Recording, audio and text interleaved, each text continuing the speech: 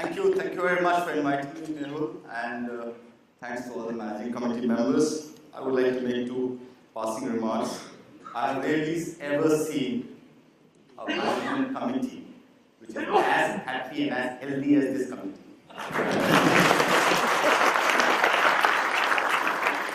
I've also not seen managing committee members who are so eloquent as far as their talk is concerned. Almost everybody is a star. They come on the stage and they start talking about it. So that's fantastic. I just thought I'd help Mr. Poonawalla with the next year's conference because he left one question and answer. How many of you are going to bring one more printer into the conference next year who are not present here? Raise your hands. Raise your hands. Please take a photograph because these will come out of the balance seats. Collaborate, innovate, and celebrate. I think the celebration should begin always first. The celebration of gathering, because this kind of gathering, somebody said dushman, but yeah, sometimes the competitors are also dushman. But dushman sitting together is a rare opportunity. So I think the collaboration can begin from here. But let's celebrate first by saying that we're all together, we're representing the industry. So a big round of celebration for yourself. For me, any organization, any entity, the key element of the organization has to be its purpose. Most of us actually set goals and set objectives, but many a times we actually miss setting the purpose. How many of you have very clearly identified the purpose of your organization? Is your organization's purpose printing? Is your organization's purpose making money? Is your organization's purpose creating communication? I don't know what it is. But how many of you have very clear purpose defined? I'm not talking of objectives, sets, goals, a business plan. A very clear purpose. Ask yourself. Second question I want to ask yourself is, how many of you have your personal purpose very clearly defined? Do you have a personal vision for yourself? Do you have a personal mission for yourself? Or do you have a purpose defined for yourself? Because one of the biggest challenges I find in businesses, and many times, especially in family businesses, and many of you seem to be coming from family businesses, is the alignment of the organizational purpose and the alignment of the personal purpose is not there at all. And I can give you some examples. I do a lot of work as part of my trust with families. I was sitting with the chairman and two of his sons. So I asked the chairman, sir, what's your purpose? He was in his 50s. He said, I somehow want to ensure that the family business gets transferred into my children. I asked son, what's your purpose? He says, you know what, I'm actually looking at a technology business, but I'm not interested in this business. I asked the other son, what's your purpose? He says, if my dad retires and my brother goes away, I don't know how I'm going to manage the business. The business purpose is not at a line. Now, actually, many of you can reflect these things happening within the organization. So, when your purpose is not aligned to your own purpose, how can the organization be driven? And many of us confuse the purpose with goals. I was on the football team in Pune. So I was talking to the captain of the team just before the match. What do you want to do? I said, I want to hit one goal. I said, what if your competitor hits two goals? No, I want to win this match. I said, what if somebody else wins the league and he wins the tournament? No, I think I want to win the tournament. What if after one tournament, what will happen? What about the second tournament? So if you keep asking, then he finally said, no, we want to be always the best football team in Pune. The purpose started expanding. And it's important for us to really draft our purpose, because without the purpose, no organization can be driven. And this is also as applicable to individuals. Do we have a purpose? And do we keep reviewing our purpose again and again? So I would strongly recommend and urge to please keep looking at it again and again, especially in the current changing world. Where competition hits from somewhere we don't even know. Everybody's talking about technology, everybody's talking about online, and everybody's saying there's a huge issue in terms of online retail hitting the offline. Is it really true? No. Actually, online retail is opening up the windows to offline retail and saying, hey guy, we're just 1% of the market. We are expanding the market to hinterlands where you have never gone or you will not go in the next few years. We'll make the market ready, you can also come. Because don't forget, India has still 93% unorganized retail. Similarly, in your system, do you see a situation where everything will be taken off?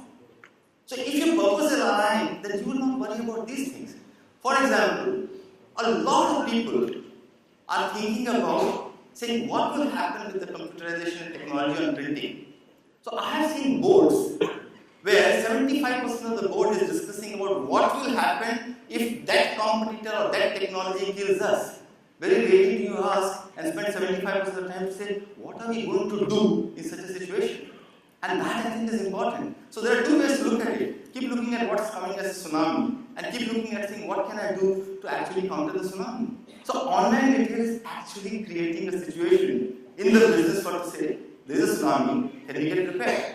Alternatively, we can say there is a tsunami, can I run away? The choice is left to us. And that choice is clearly driven by the purpose that you have. So to me, the purpose is very, very critical to build a business, to do anything that you want to do. Are you passionate about your business? I'm sure you are. If you have the passion behind, you have the purpose, if you can link this passion to your people and drive it down the people agenda, it can make a lot of difference. It cannot be that the chairman of the business is highly passionate, loves what he's doing, and if you ask somebody else down the line, what are you doing? He says, yeah, I'm trying to do my job. If you ask somebody else, saying, what are you doing? I'm trying to earn my money, or get my salary. I mean, there's a total mismatch between the purpose and alignment with the person. So, I keep asking this question. When you interview somebody, you always say, what have you done in the earlier role? When I go for an interview, I always ask him, what is my role? What is my salary? What is my designation? How many of us, when we go for an interview, or how many of us, when we take an interview, ask the question, what is your goal? Or do I ask the question, what's my goal? So I think we also need to define saying that the purpose is to align with people and the people's goal also must get aligned. Until we do these three things, there is no way you can collaborate, there is no way you can innovate, there is no way you can celebrate. What do you collaborate? Do you collaborate to walk a mile? Or do you collaborate to reach the destination? Or do you collaborate to continue to meet the destination to reach the purpose that you have? And the purpose could be anything, and that's left for you to decide. So when I was looking at collaboration, some of the thoughts that came to me, we had a summit like this in Shopperstop 10, 11 years back, which is called Partnership for Progress. All the suppliers and we get together and work. And in that summit, during the lunch I realized there's a huge opportunity to collaborate with competitors.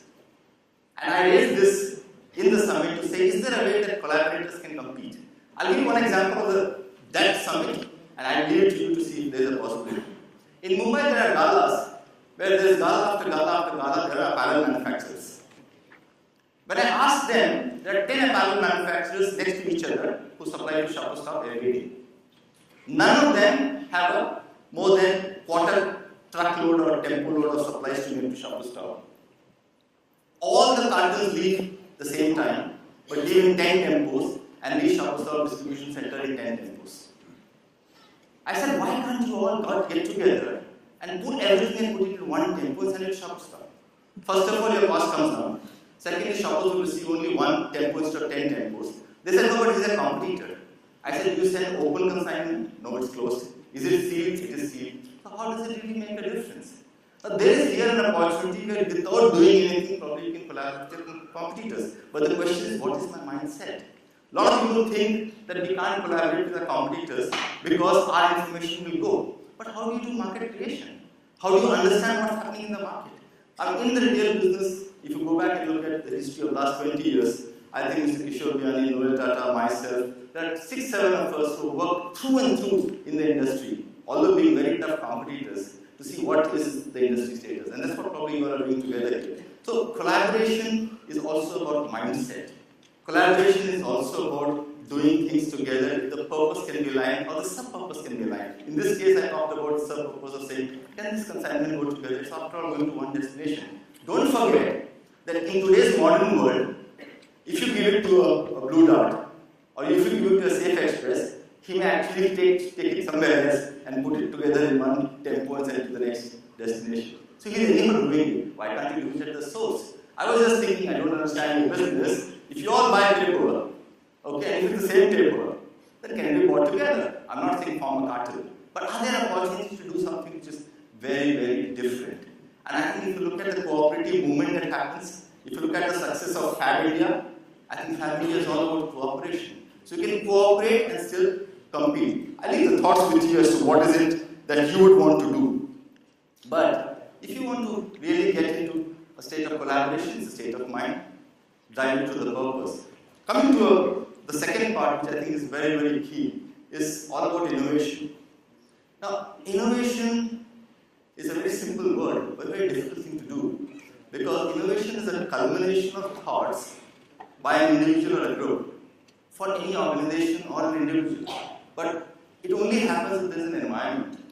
The big question is, what happens in Silicon Valley that Indians who go to Silicon Valley are able to create much more and innovate much more than the same Indians sitting in the Hyderabad Valley or the Ambi Valley or the Indian Valley? Just ask this question.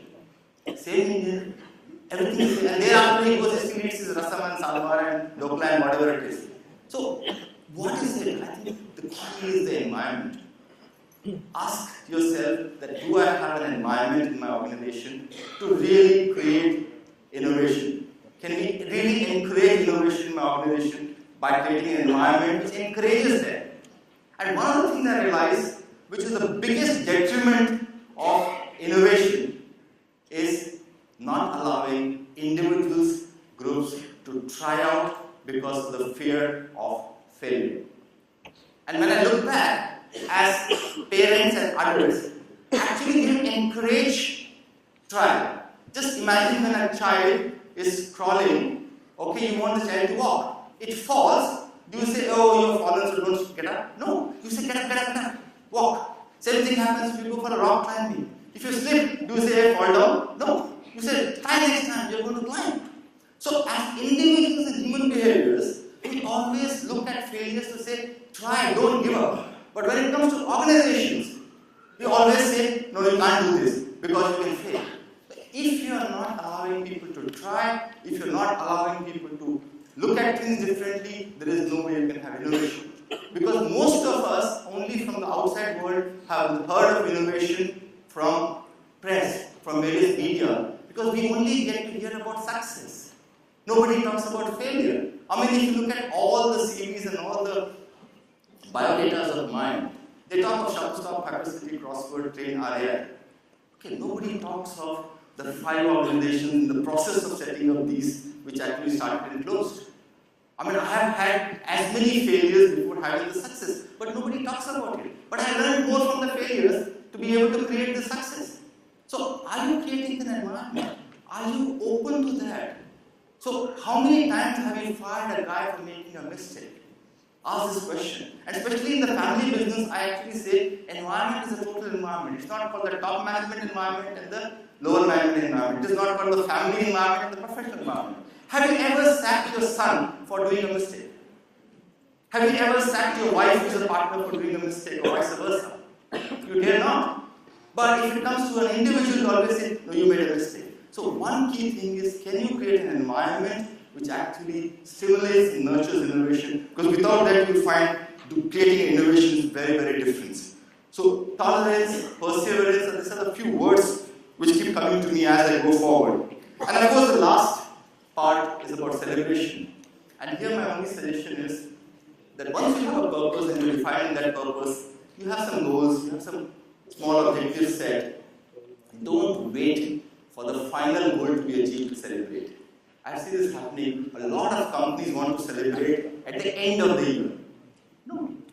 I'm saying convert that large purpose, large goal into small goals, convert small goals into small milestones, and celebrate that. It's exactly the way you celebrate your child. After the toddler starts walking, you clap. Okay, after the dog backs his tail, you give a biscuit. What is that? You are actually motivating and then you want to clap, celebrate. So the only way you can celebrate is you celebrate every day, every moment. Because in our life, as I'm sitting here, I'm standing here, okay, you saw how much a celebration happened. You clap for the members, you clap for the past president, you clap for today, you clap for tomorrow. So in one moment of 5 minutes, you clap 5 times. Go back and look at it. When was the last time you did this kind of clapping in your own office? Ask this question. Okay, it doesn't happen. Can you really do that? And somebody from Yoga Institute tells me that if you clap, there are a lot of pressure points, okay, which actually work together and they make you feel happy. So I'm sure by the end of the day today, in the summit, all of you will go very happy. And your family will be very happy and they say, Dad, from tomorrow I attend summit every day. Thank you very much. Thank you for that. Thank you. What a speaker. Ladies and gentlemen, B.S. Nagesh, what a speaker. Big round of applause, please. Thank you, sir. You've made our day. Thank you very much, sir. We'll just request you to be for 5 minutes more on the stage. We are open for 5 questions. Please keep them relevant. 1 question only. Don't make it a long story. Any questions for Mr. B.S. Nagesh? Yes, sir. 1 question, make it short. Nagesh, sir, your purpose and your goal Mic runners, please. of your business and life. His purpose and his goal. That was the question. Well, I have for some reason been able to create purpose for myself. Like he mentioned, that I had decided very early in my life that I want to really give back. And so my purpose has been defined up to 75th year of my age. So at the age of 50, I stepped out and I said that can I really make the retail industry, which has given me everything in life, more happy. So if you look at our mission of the trust that we have, it says, can we make life better at work and home for people who work in retail? So similarly, earlier also, if you look at it, when we started Shop to Stop in 1991, okay, we had said we want Shop to Stop with the best global department store in India. Okay, and that was best global department store in India, which means we didn't say we want to be global. We didn't say that we want to be number one. We said we want to be number one, but global. We will bring the best of global practices to this business that we do in India. It was much larger than saying we'll make it 3,000 crores or 4,000 crores or 5,000 crores, because these numbers anybody can chase. Yeah? The question is, can we look at it 20 years and 25 years? I have always looked at my life in about 25. So I'm in the last leg of my 25, but I have a purpose up to 75. Somebody asked me after 75 what? I said I'm going to have fun. So I have a purpose there also.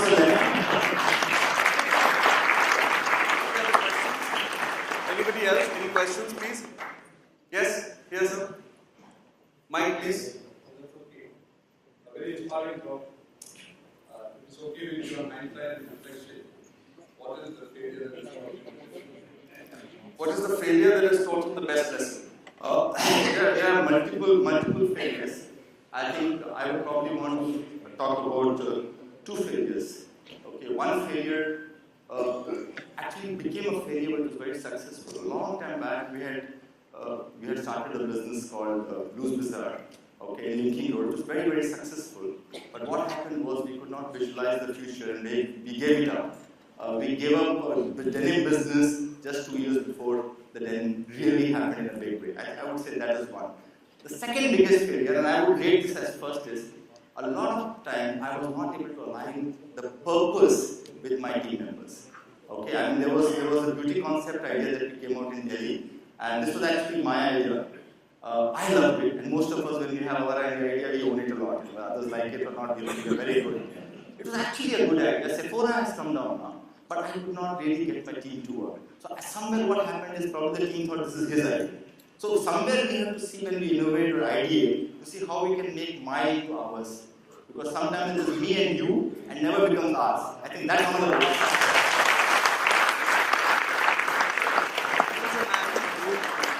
Here is a man who's willing to accept his mistakes. Brilliant. Thank you, sir. Last question. Anybody? Sir, for this industry, how would the print packaging make a difference for offline and online industry?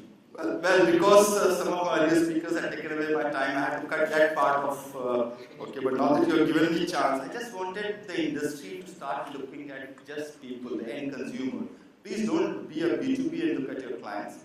Please don't be a B2B and look at the product. But please go B2C, ultimate, and start looking at what's happening to the habits of the consumer. For example, we have realized that our biggest competition in retail is no more retail. It is multiplexes and restaurants. Because on a Saturday, Sunday, if they go for a movie and go for eating, suddenly we realize that they have knocked off 2,500, 3,000 rupees in 5 hours of a time, and that weekend they don't come to shop. So is there a way that you can actually look at the behavioral changes? So one behavioral changes that I noticed, which is probably the largest, is the whole thing about creating communities online. And the online communities are now translating them into offline communities. So initially we thought that with Facebook people will only network there. So now you make buddies, Facebook buddies. You also have your own buddies. You go together to eat. You go together to see a movie. So I am seeing a huge change because of the eating habits. And the biggest opportunity for this industry is the way the ready-to-eat, the food, and the food packaging is going to go in this country, which is currently at a very low level, number one. Number two is because of the FSSAI Act which has come in, and the regulations, unorganized printing, or people who are sitting on the streets and trying to print will go away. That's the second big thing that will happen. The third big thing which I identified before coming into the summit, I was in hypermarket and looking at it is, everybody is saying that the printed tags will go away, and RFIDs, electronic tags will come. India is still a very large consumer of fresh. It's very difficult to keep fresh without water, without humidity, without. So probably somebody can actually think of labels which actually can even address this issue. Because today, if you go to supermarkets, when you take your veggies to actually go and scan, you find half the time you're not able to scan because those print labels are not meant to take this kind of readability of the scanner. So I'm saying there are small things that you can look at it, but look at consumer and go back, yeah, and do that. And one more, I just want to leave the thoughts. If you are an organization with a lot of young people, okay, and nowadays 20 years, 22 years, see if you can create a young board to work parallelly with your board, or a young management team which works. So anytime you have a problem and discuss on a Monday or a monthly meeting, throw the same problem to those youngsters of 23, 25 years and see what they do. What I have seen is that they are much more connected and they are radically different in their thoughts and they are as smart as we are except for grey hair. So I think there is an opportunity to work on this. Yeah? Thank you. Thank you. We'll give this side a chance. So any questions from this side? They all will come coming from that side. Anybody from this side? Any questions? Wonderful. So then I would like to thank Mr. B.S. Nagesh, and to do that I'm going to call upon Anjana Saha from RICO and Nehru Desai from Mail Order Solutions to please honor Mr. Nagesh with a small memento on behalf of BMP. Wait, can I wait? You just give them. Anjana Saha and Nehru Desai to honor Mr. B.S. Nagesh. Big round of applause, please.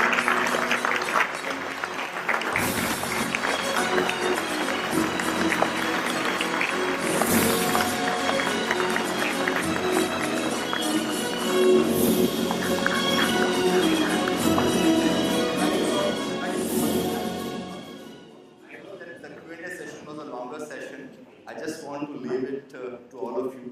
My mail ID is there with the organizing committee. If anybody has a question that he wants me or me to answer, please send a mail to me and you'll get an answer within a week's time. Thank you very much.